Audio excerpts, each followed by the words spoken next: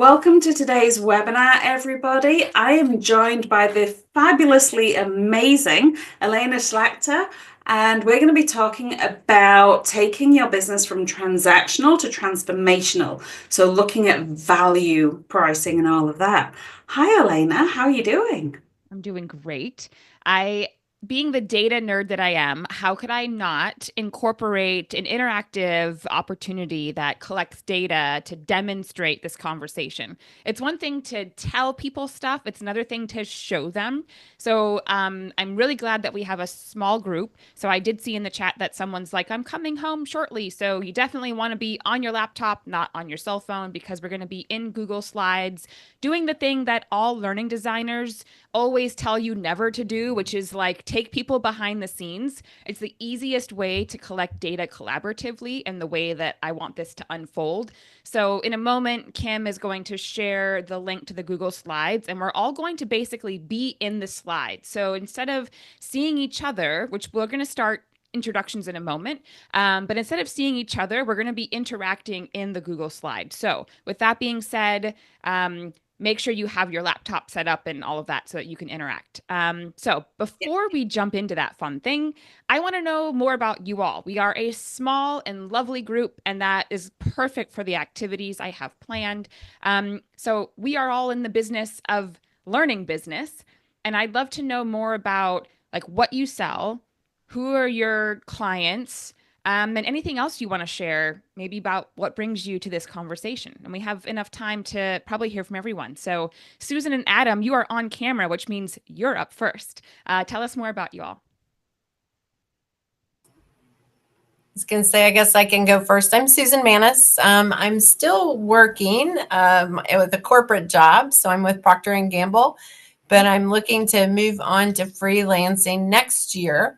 So I'm just in that learning mode where I can try to get everything I can out of it. We do quite a bit of transactional work, as you can imagine. So making that shift from order taker to really being a performance consultant is kind of where I'm hoping to go. Nice. Well, this session is going to give you some of the insights that probably some folks are like, I wish I would have been able to leverage this information sooner. And Susan, you can also practice it internally because unless you have only one client, as in only one business unit that you're serving, which is Sure. sometimes true.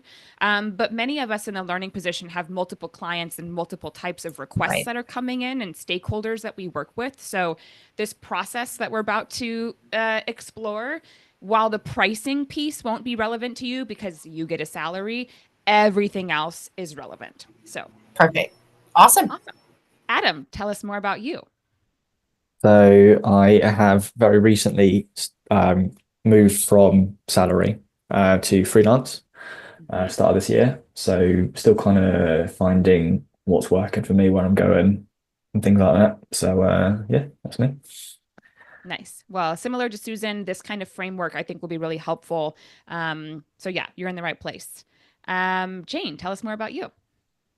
Hi, I run my own business designing and producing compliance and induction e-learning for small businesses.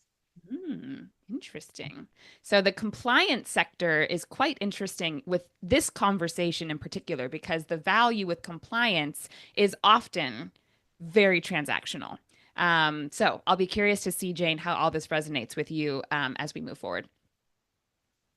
Awesome.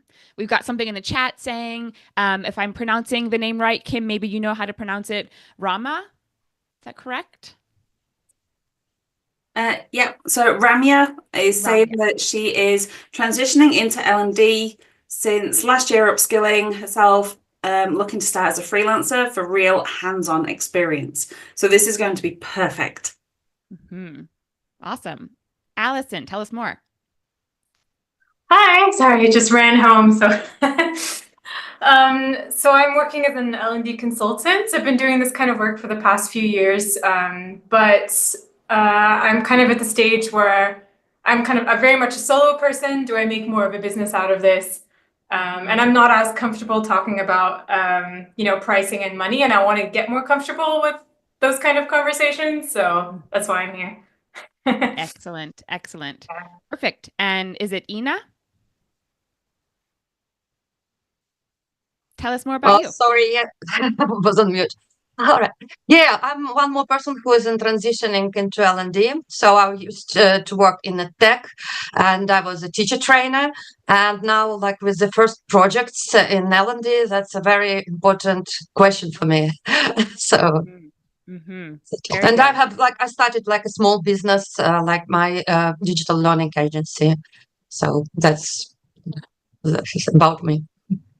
Perfect. Well, welcome. I'm super excited to have this very intimate group. It will make what we're about to do a lot more easy because I've done something similar to this with over 100 people, and Google Slides was like, does not compute, overstimulated with engagement. So this will be perfect.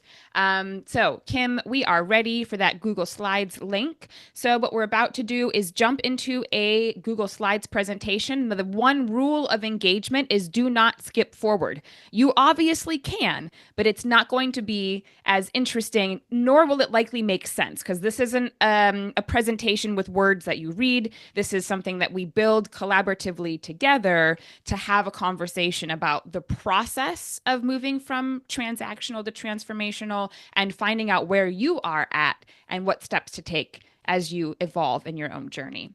So I will screen share this so that this can be in the recording for those that are watching the recording later. So the first slide, of course, is just for you to stay in touch with me. If you're not already connected to me, here are all the ways to do that. And then Kim will share some additional fun links that we'll also be talking about at the end. So where I want us to start. So I'm going to demonstrate this, and then you all can do it along with me. So you'll notice that there are a bunch of purple circles on the bottom of the screen. So this will be interesting. Slide 2, I want you to take a circle and place it somewhere on this line that represents about how many years you've been in the business. So for me, I'm sitting up here at that 15-year mark. So I'm going to put myself there. Everybody else, just grab a circle. It's not going to be perfect. Maybe you make the circle bigger by accident. Maybe some of you are fighting over circles. We'll get the hang of it. But grab a circle, a dot, and place it on the line that represents just about from 0 to 15 where you are in the business. And this specifically, so let me clarify here too, this is about years of experience owning your own business, because it is very different. This transactional to transformational, we have a lot more control over moving our clients and customers into the transformational space. When we own our own businesses, we don't have as much control of that, though it is possible, just takes more time. We have a little less control of that as an internal employee. So yeah, that changes things for us. Absolutely. So there's about, Kim, how many are we?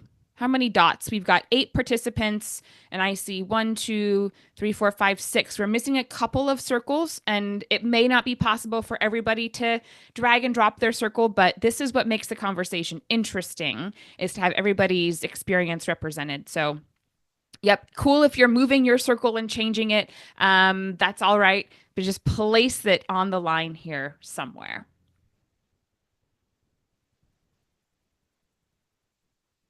Awesome. And based upon the introductions that you all shared, this is exactly what I was expecting to see. A lot of people a little earlier on in the process versus me. I'm participating too. So I'm all the way toward that end. I can't believe it's been 11 years since I defended my dissertation. Like, I don't feel that old. Any event. Great. All right. So you can always come back because you can engage in these slides. You can always go backwards. Please don't move forward, but do place yourself on this continuum. All right. The next thing, and this is going to be a little trickier, but we'll get it. And I promise it's the end of the trickiness. So moving now on to slide 3 with me, we're going to start putting together where you are on a quadrant from transactional to transformational. And we're going to begin with this line, horizontal line of the kind of buyer, and this language could be any buyer, stakeholder, client. They're all kind of the same. Decision maker, they all really fit in that bucket of the person who is signing off on the checks, the person who is bringing you in. They represent a type. So let me talk through the types and then we can talk about it too before you do the next thing. But there really are just a handful of buyer stakeholder types. So as you can imagine, this represents a continuum from transactional, with being price is the most important thing for your transactional people, and outcome all the way on the other side of the spectrum being the thing that matters most in a transformational type of engagement. And then in between, these things are likely important on both ends of the spectrum, but usually your buyer is going to resonate with one of these things more. Like one of these things is going to be the reason that they want to hire you. So from price, usually that next stage in this pendulum here is quality. So quality might be the thing that your stakeholder or buyer is really looking for, and that's most important, and that's moving you along toward being in a transformational dynamic. Further along the continuum is relationship. You've been working with them, they trust you, they want to continue working with you, work is coming back from them. And a lot of times we can do more transformational type work when the relationship is established. And then the furthest end of that continuum is outcome. So someone who is really looking, I want to make a change, we've got a problem, we've got to solve it, we are looking to make impact and to really get core results. And this type of buyer is going to lead with a problem to solve or results. And they're going to know their numbers. They're going to have gaps. There's going to be deltas. And so they're going to just come out with that. And they're going to be looking for someone who's a partner to help them solve that challenge. So before we dive into where we fall on the continuum, what can I clarify? Or do these buyer types or these stakeholder types kind of resonate, generally speaking? Head nods, resonates. Okay, cool. So I told you this was going to be a little more complex. So just bear with me. Here's what I want you to do. So you'll see my little circle. This is me, Alaina Szlachta. Those are my initials. So what I did is I first took a circle and I placed it where I fall on the continuum. So I want you to do that. And then I want you to adjust the circle so it's big enough for you to put your initials in it. And then once you make it big enough, you can double click and just put your initials, because this circle is going to follow you onto the next slide. So go ahead and first pick a circle, place it where, and this is the majority of your clients.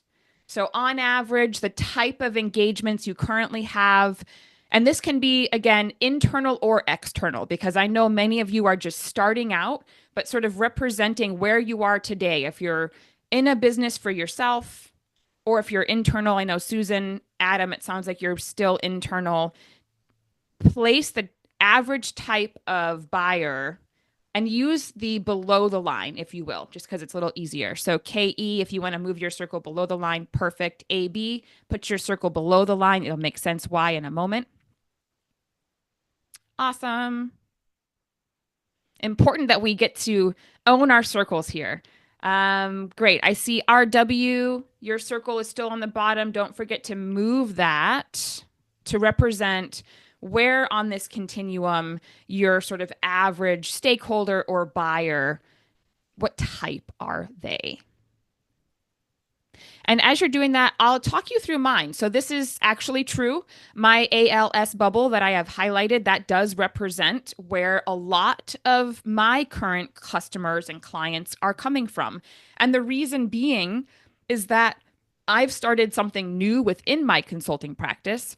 So I'm kind of starting all the way down on this journey where sometimes we begin at more transactional types of engagements and we have to work our way into the transformational ones. So for me, I'm usually right around in between quality and relationship. Those are the types of buyers that come to me. They want a quality product, or they know about me, or they've worked with me before. And so I fall in between there. Awesome. So I still see that RW circle. It may be that you can't move it, but if you can, go ahead and place your circle along kind of that vertical, whether it's price, quality, relationship, outcome, or somewhere in between. Kim, do we have anything in the chat that's worth noting? I see a couple of chats coming in. Yes, sorry, I was just helping Ramya with how to move the circle. And I'm just sharing the link again for Ian Damola, so she can access the slides as well. Awesome. Excellent. Yeah, So we want to Rami, make sure everyone, go ahead. Sorry, I was just going to say, Rami, if you want to just let me know where you want me to plonk the dot, and I can move it there for you. Just put it into the chat if you have any problems, everybody.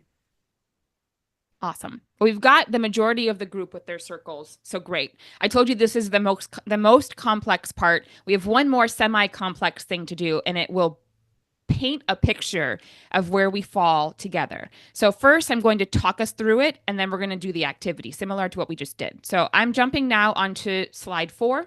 So go ahead and jump with me to slide 4, but don't do anything with your circles just yet. I'll give you the next steps in just a moment. So now you're seeing this framework come together. So what we have essentially is a quadrant where on the horizontal axis, we plot our buyer type. And then on the vertical axis, we're going to plot the value type.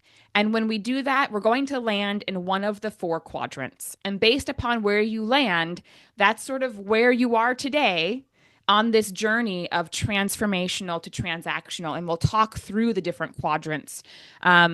So you already know the horizontal one. We've just plotted ourselves. And in a moment, we're going to plot ourselves along the vertical axis. So the value type, this is more about the value for the customer. So for example, on the bottom of that vertical axis, we have supplemental resource. So this is really where someone is hiring you because they simply need another pair of hands.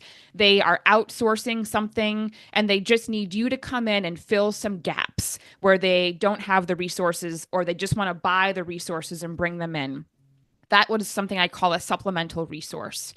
In the sort of middle of this vertical accent, we have performance consultant. And I think, Susan, if I remember correctly, you used that language of wanting to be more performance consulty, not a formal term, just made it up here on the spot, but using more of that performance consulting approach. And that really is, we're moving from that supplemental resource into being a consultant that guides your buyer to the right solution, which may or may not be training. It may be something else entirely, but we're literally the guide using strategic questioning and discovery protocols and great, thoughtful, upfront intake questions to guide people toward the right solution.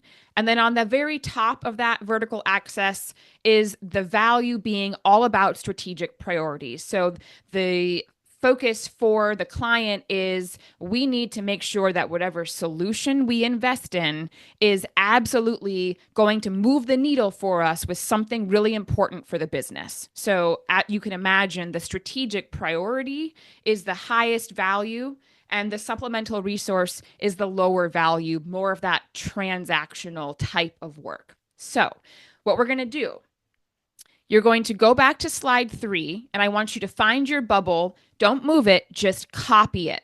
So for me, I use my keyboard. That would be a Control-C. You can right-click on that bubble and copy it as well. And what I want you to do is move into slide 4 and paste it. You guys exactly know. Just like you see my little bubble, just paste it. Don't move it yet. Just paste it onto slide number 4. Great. We've got about half of the folks have moved their bubbles. If you haven't moved them yet, go ahead and do so. And just like AB is doing, she's like, oh, I get this. I know where you're going. Go ahead and move your circle along the vertical axis. Don't move it on the horizontal axis because you've already positioned yourself there. Go ahead and move yourself to represent the value of most of your clients. What are they looking for from you? What is the type of work that you're doing?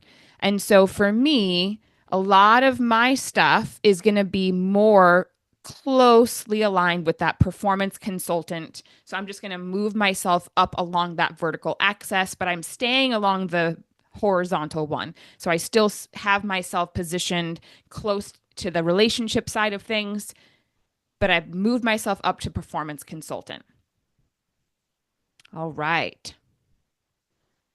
Give ourselves another couple of minutes. Let me double check the chat and see if there's anything I need to read that would help us here.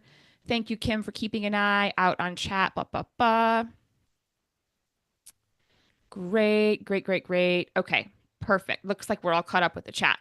So I think we've got our positioning. So what I see is as a few people who are landing in the top right quadrant. We got 3 people there. We've got 1 person in the lower right quadrant. Most folks are hanging out in that lower left quadrant. And I'm really bummed that nobody is in the upper left quadrant because that's the one that's most fun to talk about. I'll still talk about it nonetheless. But where we are pretty much as a group, the majority of us are falling in this lower quadrant. And let me reveal to you the quadrants. But I'm going to copy and paste them. Stay on slide 4 with me. And I'm just going to move the data to where our data is. So not surprisingly, most of us are falling in that transactional side of the equation where we have most of our clients are wanting us to do some kind of supplemental resource. We're trying to maybe move up toward performance consultant, but we're not really there yet. And a lot of the buyers are looking mainly for price and quality, but not quite along that relationship outcome. What do you think is in this top left quadrant? So we've got someone who wants to be likely focused on strategic priorities. They are looking for a performance consultant, but their buyer type is really focused on price and quality. Obviously, I have the answer revealed on slide 5, so don't look. But what do you think? What do you think is that top left quadrant? If the bottom left is straight up transactional and that they're probably really transparent about that, what do you think is happening if somebody is on the top of that transactional side of things, where price and quality is important to them, but also so are strategic priorities or performance consulting? What is happening there? Feel free to come off mute, share your thoughts, because this is really interesting and something you will come across as you get more years of experience. And so it's important to look out for it now. What are your thoughts? Kim, can I pick on you? Yeah. What are you thinking is happening in that top left quadrant? I think it's where I'm transitioning from being just a designer brought in to, build the content. And yes, sometimes have that more transformation approach with them, maybe. But I imagine that top left is more about being a business consultant. So you're having a much more deep conversation with the client about their wants and their needs, rather than it just being a paper order kind of transaction. Yeah, you've hit it really well, where you as the person working with the client is spending more time with their strategic priorities in the performance consultant realm, and they're meeting you there. Those things are important. But at the end of the day, the decision is going to come down to price and quality. So here it is. It's transactional in disguise as transformational. This one is really important for us to look out for, because why we want to ultimately get to the strategic priorities and be focused on outcomes, but the buyer isn't ready for that. So the transactional in disguise as transformational is a buyer who at the end of the day is going to bring you on board based upon your pricing and quality. Even though they might talk about strategic priorities and you might engage in this really rich conversation with them, they really at the end of the day are only going to hire you if your price is right and your quality matches the price. So this is where we can spend, to Kim's point, we as the entrepreneur, the business owner, the freelancer, we can spend way too much time with this prospective client and waste time trying to get information about their strategic priorities and be asking all the right questions from a performance consultant lens. But really, we just need to be talking to them about price and quality, and the sales process will close a lot more quickly. So I want to point this out because it can be a really important error. I've been in this position multiple times where really I'm working with a buyer that just wants to pay the cheapest amount get the best quality for the cheapest amount. And I spend all this time talking to them about how we can make a difference in the company. And I'm asking these questions, but they really don't care, though they will respond to them. So this is more of a kind of red flag that if you find yourself doing the right things, asking strategic questions, trying to understand their priorities, but you have an indicator that really they just want the best price, you got to let go of that strategic priority conversation and just meet them at the price quality or let them go altogether. And that depends on you.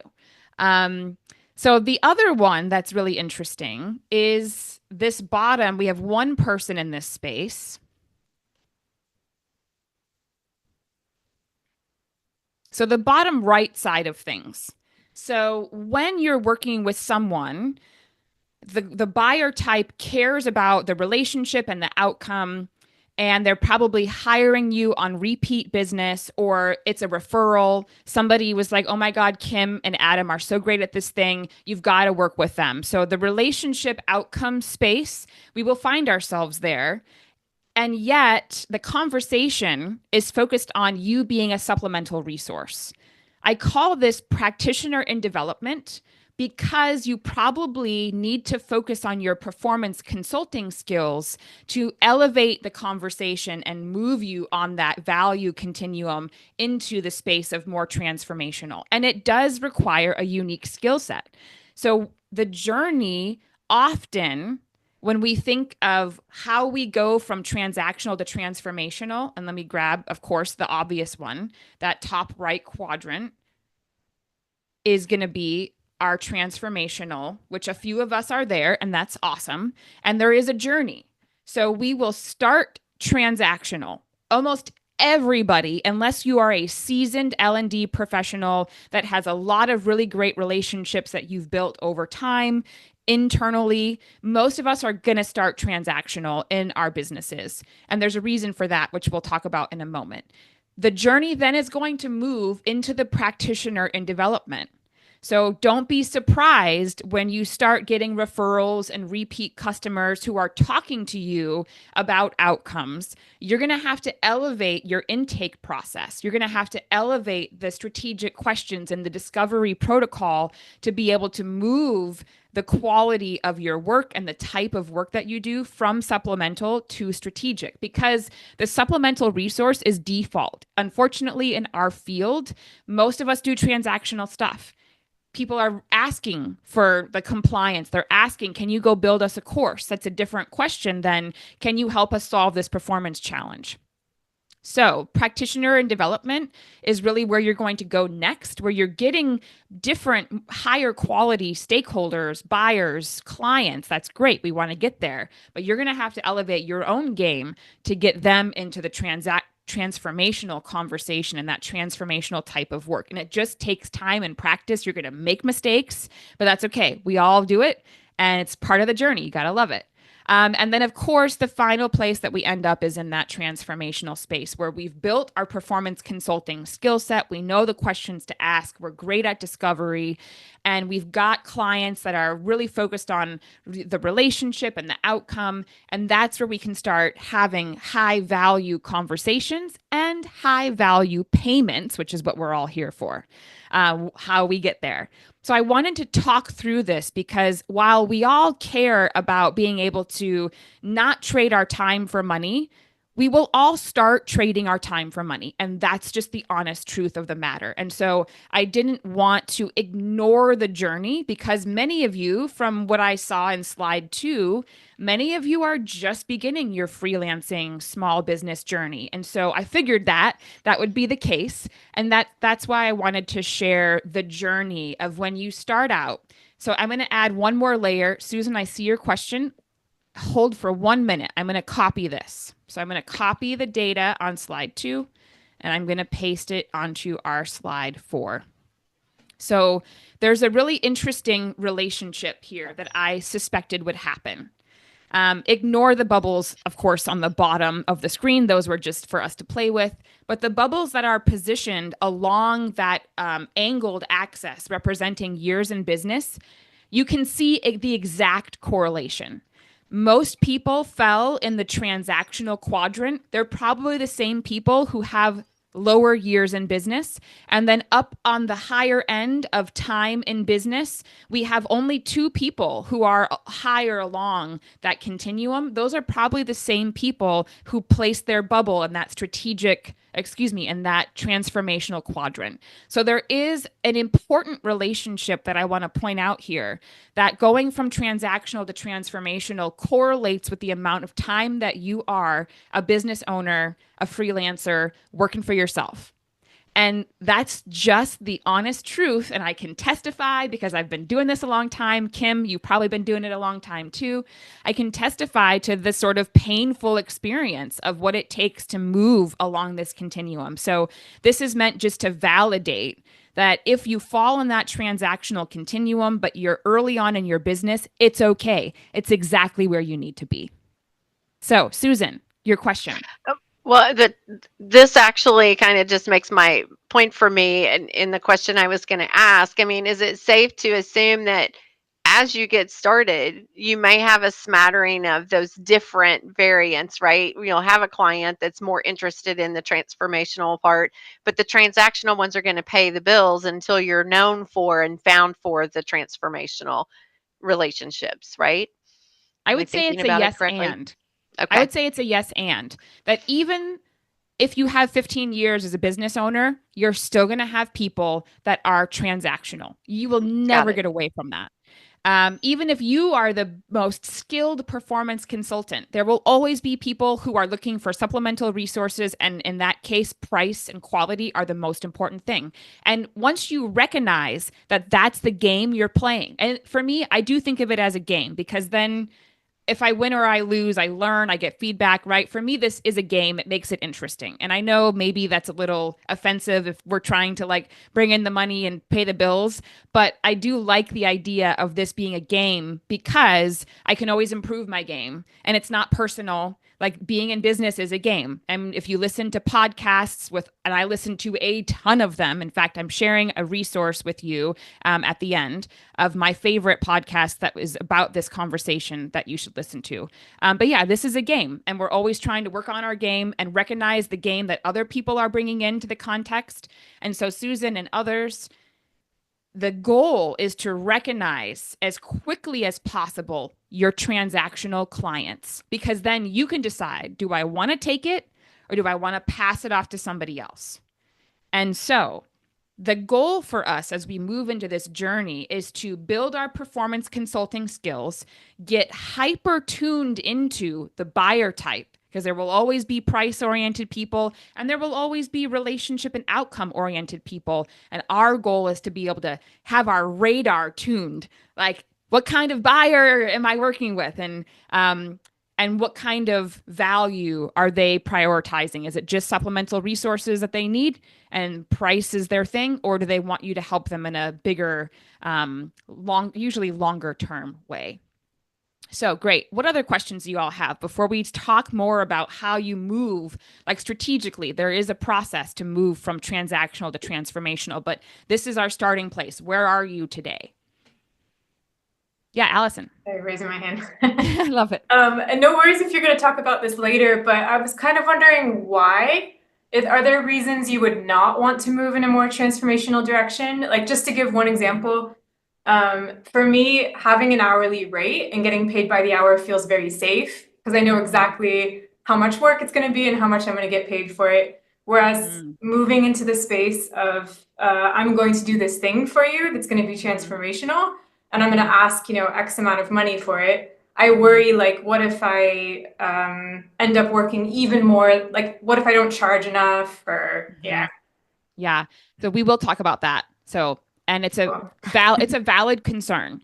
And there are multiple ways to approach a value-based pricing and to work within that transformational space. And sometimes as you move your own skill set into being more about performance and aligning your work to the business's strategic priorities, you can charge more. And so sometimes the best thing for you to do is just to increase your hourly rate. And you don't have to tell them that, but you can basically, and I'll talk about this journey in a moment, but we have to know about how much time it takes us to deliver.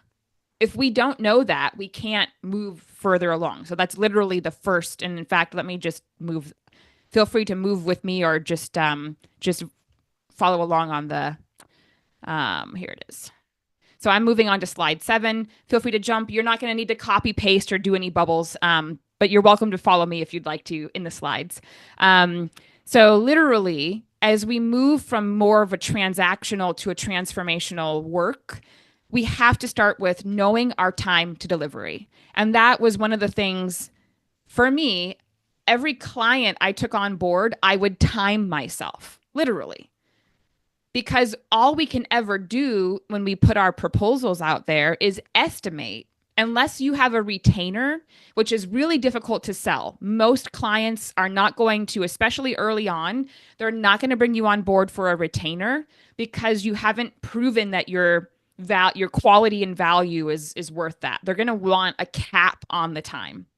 So usually they want to know how many hours, and you get paid rather for a project fee. So this course is going to be about this many hours, and I'm going to charge this much to build it. So we have to know how much time it takes us to deliver on the things that we're creating. How long does it take you to build a PowerPoint deck? How long does it take you to write a curriculum? How long does it take you to interview learners and their managers to identify the problem, right? So that's the first step of moving in this continuum. And this is valuable information, no matter if you are going to stay charging for the hour or not. You've got to know your time to delivery such that you can price it accurately, because Allison, absolutely, scope creep happens. And sometimes, even if you budgeted something, this literally happened to me recently. Side note, I took a client on board for a project last summer. She had to focus on something else. So we basically stopped the project maybe a month into it, and then we resumed the project literally 2 months ago. So we had almost 6 months where the project was sort of on hiatus or on a freeze, and we lost momentum. So I budgeted for a certain amount of time, and now it's taken me, I think I'm double the time that I was budgeted for that project, because we lost momentum. We had to start all over again. It was crazy. So don't let your client put you on pause. Just end the engagement if they really need to take 6 months off, because the time that you waste is going to be insane. So yeah, first part of this process, know your time to delivery. And I literally used a tool called My Hours. At some point, I would use my phone and I would put on a stopwatch, and I would just literally count how many hours does it take me to do this thing. And I would write the hours down so that I started to have data to understand these things. And Adam, that dog, is adorable. Oh my gosh. I just want to hug him or her or it or whatever. Okay, good. The next thing, as we move on to this journey of our transactional to transformational work, we have to identify buyer types. Because remember, I told you about the transformational in disguise as transactional, right? That upper left quadrant. If we don't identify the type of buyer as quickly as possible, and we think that they're a relationship or outcome buyer, but they're really a price buyer, we're going to waste time in discovery calls that are going to not lead us anywhere. So find out, and just for every one of your, even clients that don't buy with you, every one of your onboarding or discovery calls, try to put them on that continuum from price to outcome. And then you can start learning, what are those characteristics? Because there are some themes around the type of people who are focused on price versus quality versus relationship. And that will be unique to your business and your expertise. But yeah, practice plotting people as they come into your ecosystem to get a better sense of what is the buyer that I'm dealing with, because how you work with them will be different. You will not work with an outcome-focused buyer in the same way as you work with the price-focused buyer. And the time for us in our discovery calls is precious. So don't waste your time in discovery calls with people who are just interested in price and quality. The next piece of our journey is for the people who we do bring on board. And this would be your past clients or future clients that you start working with.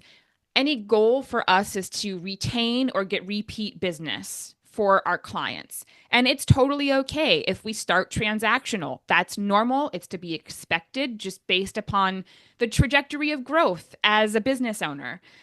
So our goal is to start moving our existing clients so they come back for you for another project. Great. Try and move them along into that strategic priority performance consulting value type, and you will get into that transformational space with them, with the people that are willing to do that. So Susan, this one is for you. The next one, eliminate or just simply accept your transactional buyers. There will always be people who are all about the transaction. They want the price. They want you to be a supplemental resource. We will always probably consider those jobs throughout our career because we need the money, or it's a client that we really like and okay, this one's transactional, but I love them. Let me go ahead and do that. So for you, the choice is you eliminate them from your ecosystem, or you just have to accept that this is what it is and don't waste any time trying to do strategic priorities or outcome focused work. Just give them what they ask at the highest quality and the least amount of time. And great, it is what it is. The final thing, finally, as we move along this continuum, we're ready, and you're not ready when you're in the transactional space because you can't talk about value-based pricing if you're just doing transactional work. You can only talk about value-based pricing or even begin thinking about it. This is for you, Allison. When you've got a buyer who is relationship and outcome focused, and when you've got the value being around performance consulting and strategic priorities, you cannot talk about value-based pricing or even consider it if you're in any other quadrant. Does that make sense? Value-based pricing is only for those transformational, strategic priority, value, and your relationship outcome-focused buyer. We can't explore value-based pricing in any other dynamic. Otherwise, it's going to confuse the buyer, or it could shoot us in the foot and have a negative outcome. So I want to talk next about some examples. So I've got some canned examples because I've explored each one of these in my tenure. But now's the time for you to brainstorm with me. What do you believe are examples of value-based pricing? This is for Allison, who's like, what are my other options? I'm terrified of going from hourly. What are some ways that we could explore value-based pricing? Come off mute, pop it in chat, whatever suits your fancy. Kim, what do you think? Okay, so this is an example that I had when I was employed, but I could use it for if I'm going for a freelance gig. They were outsourcing e-learning, and with me rebuilding it in-house, I saved them like 200 grand or something in license fees and all of that. So if I was going to a client and saying, well, actually, you're outsourcing a chunk of your content. If I build it, it's going to save you this much. And then in my head think, well, what's 20% of that? Then I'm giving them lots of value and I'm just taking a percentage of that value. And that would be my fee, rather than thinking it's going to take me 50 hours to build the content. My hourly rate is X. That's your price. That's out of the window. I'm thinking, well, I'm taking a percentage of what they're going to be saving. Yep. And I'll zoom in here for those that are just viewing this, make this a little bigger. So yeah, I call this the percent of upside or savings. So you can imagine there's certain criteria in which this only works. So I want to give you a really good, solid example. And Kim, yours was actually awesome. I have a guy in my network that only goes into businesses and he looks at their profit and loss statements and he looks at all of the different expenses and he identifies where he can save them money. So he looks at all, and he does this for large corporate enterprises that are paying things like logistics, manufacturing, benefits, costs, right? You can imagine all the different expenses that large corporate organizations have. Sometimes there are subscription fees. Sometimes there are other random fees that the organization doesn't have the time to investigate. So he literally does an audit of their expenses, and he does that for free. So that would be the equivalent of our service, right? Our program. He does that for free. And then he takes all of the upside or a percentage of the upside for a certain amount of time. So let's say that he does this audit of all the expenses and he finds 4 different ways that he could save the company money. They go do the work, the company does, or he helps them. And then let's say it saves the company $300,000 in a year. Now we're talking large corporate enterprise. He gets 100% of the upside for a year, or he'll get a percentage, 20%, 50% of that savings over a period of up to 3 years. And that is something they negotiate on the front end. So sometimes the clients are like, oh my gosh, we could save $300,000. Let's give you 100% of the upside for 1 year, but we want the rest of the upside for all the years to follow. Sometimes they're willing to give him upside over 3 years, but it's a lesser percentage. So this only works for L&D if we're doing something like what Kim described, which is we are making a program more efficient and we're saving cost not only in employee time, because employees participating in training, if they participate in a 60-hour training versus a 30-hour training, you're saving salary costs, especially if it's a large initiative and there's like 100 people going through this program. It's a compliance program. If you can reduce the time it takes for every employee to go through the program, there's a cost savings there. And you could actually negotiate into your fee a percentage of that savings.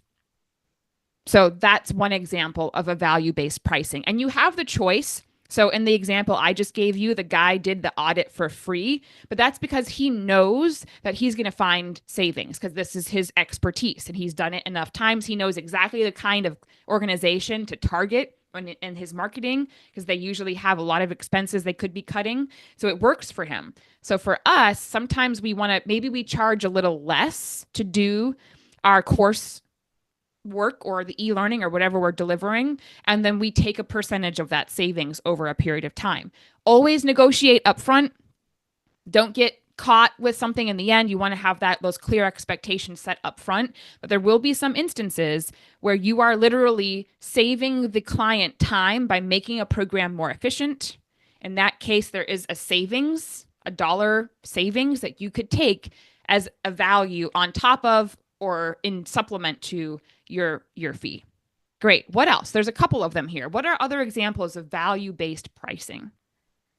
Sometimes these are in addition to your hourly rate or your project fee. Sometimes they're in lieu of it, or they're both.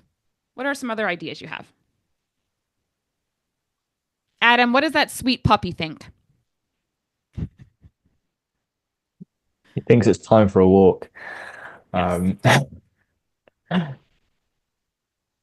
Let's see. Is there anything coming in chat that we are missing? Other examples of value-based pricing? So in cybersecurity, it's all risk-based. So how do you argue that this training is preventing an accident? So Allison, in this example, this is an example of a compliance that the company is doing not to prevent accidents. They're doing the training to prevent lawsuits. So and that's just the truth. Unless you're doing some unless you're like working with NASA, where you're doing this like simulation, virtual training, where you're literally having people practice in simulations and you can prove that through these simulations, they're following protocols with fidelity. And that means they have a lesser chance of having a risk out in space. Unless you're doing that kind of training, which cybersecurity probably isn't that robust, the only way that you can contribute to the business is by helping them prevent lawsuits, because compliance training and any regulatory training, the benefit for the business is that if they can prove that they trained people or they gave them information or resources to prevent safety incidents or cybersecurity breaches, then they can't be sued. And the costs of lawsuits are insanely expensive for businesses, and that is how you're contributing. So if there were a number of lawsuits with the cybersecurity before the program, because let's say they didn't have a program and then you built them one, you could track differences in lawsuits. But that one, in truth, is more of a transactional, where it's hard to pitch. And really, the person who suffers is you, not them. So there are some instances where value-based pricing is going to be beneficial for the client, but not so beneficial for you. So here, I'll give you some other examples. So profit share and revenue share. Oops. Oh my gosh, I had my cursor somewhere else and I don't know what I just did. Hold on, let me get back to the real thing. Oh gosh. I opened a whole new tab. That's what happened. Okay, let me share again.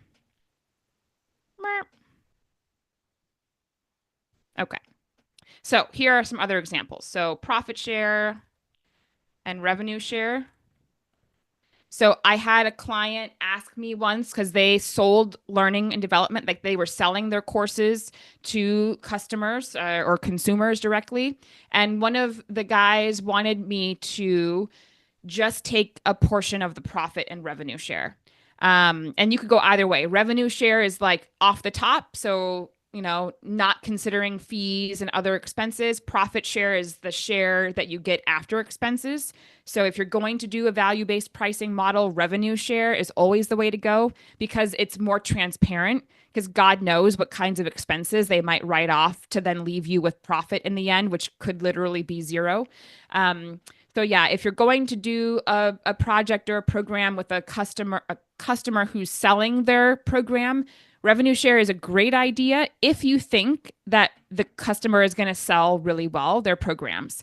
The challenge is a lot of us take projects where we're working with newer businesses and they don't have any course sales, so you have no way to know how much revenue is going to come in. So if you're going to do a revenue share, always charge like your basic fee to build the course or the product. And then revenue share could be a bonus that you get for a few years, and you just negotiate what that percentage is up front. So another one is equity. So this one is a little tricky. Oh my gosh, can I spell?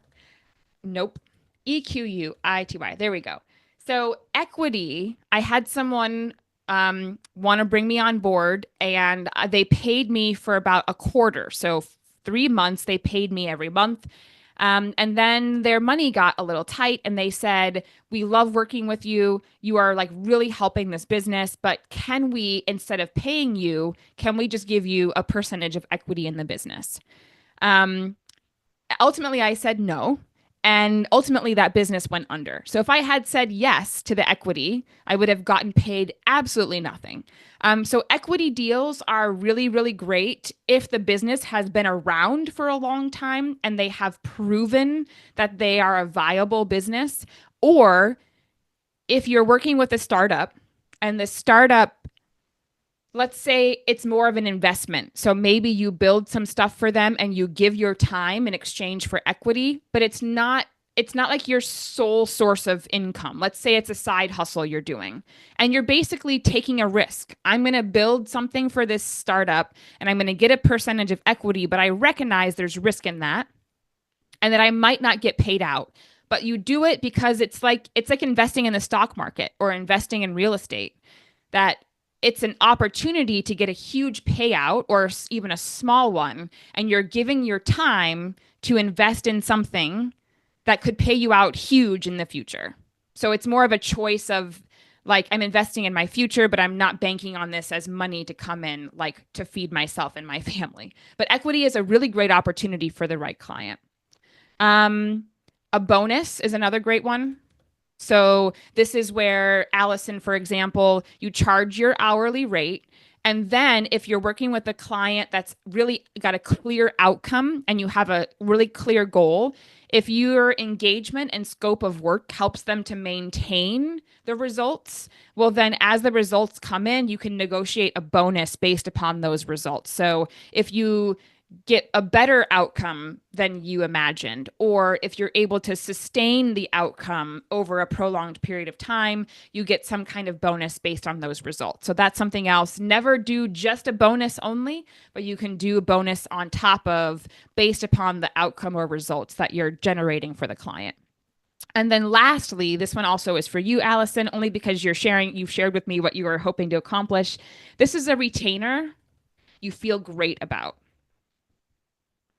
So this would be where You've been in business long enough where you know how much time it takes you to deliver, and you basically price the projects for, I don't know, up to 50% more of what it actually takes you to deliver on it. So that means you charge, double the hourly rate, or that means you just cushion the retainer. So let's say you think your project's going to take you 10 hours, you charge for 20, but because you're in that transformational space, you can do that.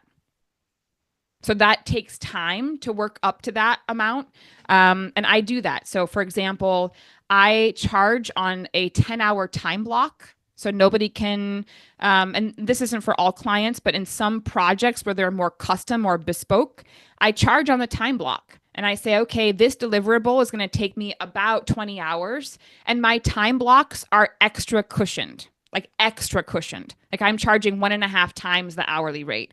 But for whatever reason, the client is like, cool, I'll pay for this time block. And it's kind of like a retainer where I just deduct from the hours. But the goal is that I try to deliver within that 20-hour time block, and I'm not doing any more work than the 20 hours, but I charge a lot more for it. And that's because of my time in business and the quality and the relationships and the value that's given. So I think, Kim, we have exactly 2 minutes left. I've shared a lot of really interesting, hopefully interesting to me, but the journey and the examples of value-based pricing. I'd love to know what you all are taking away.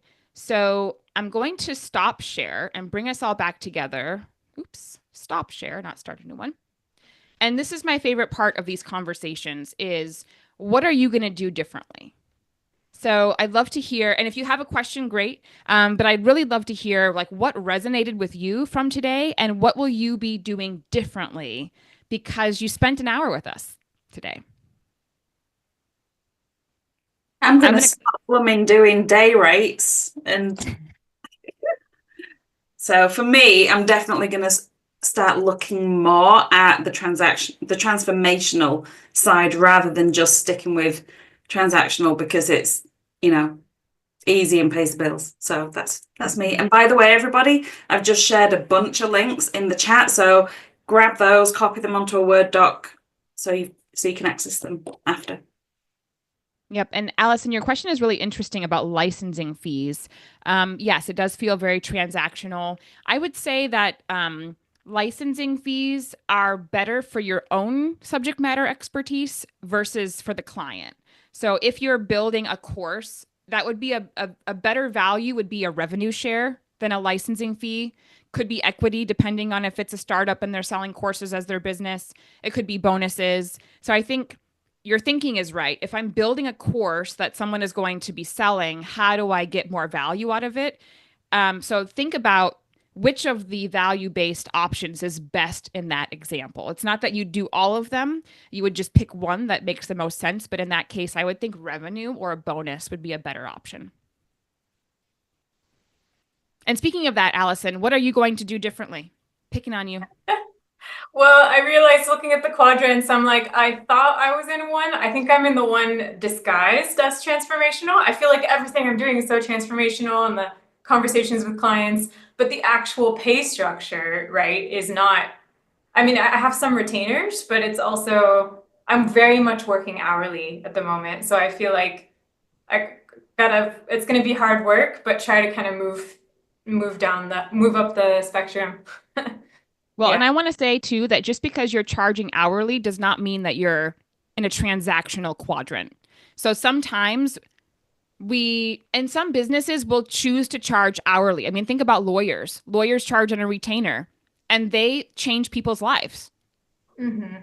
But there's not really a way for them to get an upside of keeping somebody out of jail, right? So instead, they charge a retainer and they charge a lot of money. So don't think that because you're getting paid hourly that you're not doing transformational work. It's just that you have an opportunity to get some of the upside of that transformation. But for you, you probably have to clarify what is that transformation in a financial term. Yeah, totally. And that's why I just want to say a huge thank you for all the measurements, advice you give. If anyone's not signed up for the newsletter, do that immediately, because I literally take notes on your newsletter every week. So Thank you. for I that. love that. You can find, for those that aren't subscribed, you can find my newsletter sign up link on LinkedIn. It's like right there below my profile. And the book Yeah. as well is awesome. So. Oh, thank you. Thank you. Thank you. Well, we are 2 minutes over. If you can, I'd love to hear from at least one more person. What are you going to do differently to adopt some of the things that we talked about today? So Jane's put in a really great comment that there's so many more different ways of financially working with a client than she had thought about. And that's such a good way to look at it, that it isn't a one size fits all. There's a massive amount of different ways to work with people. You don't have to have the same approach for every single client. But Yep. Awesome. Well, those are great takeaways. Allison, thank you for being here. Susan, Ramya, and others, thank you for spending the time. This has been really fun. And I know, Kim, others who watch the recording will hopefully get the same value. And Kim, I will share with you the slides so you can give that to folks for the recording so that they can kind of plot and engage along the way. It won't be the same, but it will still be fun. great. Thank you so much. And thank you, everybody, for joining us and for interacting with us. Feel free to drop off. Thank you all very much. Thanks, everyone. Have a good day. Thank you. Bye.